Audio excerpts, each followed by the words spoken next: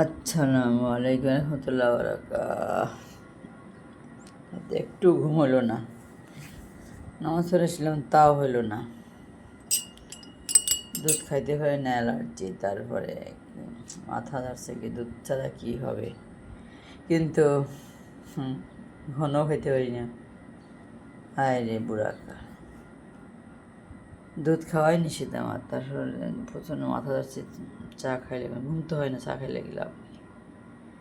এই যে আমের বিচিটা কত অপরিপক্ক, কত আগে কাটছে। আহা, মনে হয় যে ব্যবসা চলে যায়, মনে হয় যে ওরা ওরা পাইব না।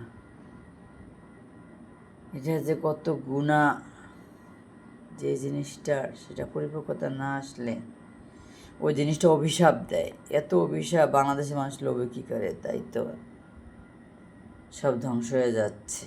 শুধু মানুষের পেটের দায়ে করে, যে নেচারাল তো সব ধ্বংস, নেচারালগুলোতে কিছুই নেই, থাকবে কী করে। এটা এমন করে, এমন অপরিপক্ক জিনিস আহালের ডা হওয়ালে খায়। হালার বাঙালি, এটি সবচেয়ে খারাপ লাগে। এই জন্য তো কারোর সাথে মিলে না, এই দেখতে পেলে যে সব। আল্লাহ, তুমি কবে হেদায়েত দিবা, কবে দেশটাকে শান্তি করবা, কবে এইসব অমানুষগুলা দূর হইব, তুমি ভালো জানো। আল্লাহ হাফিজ।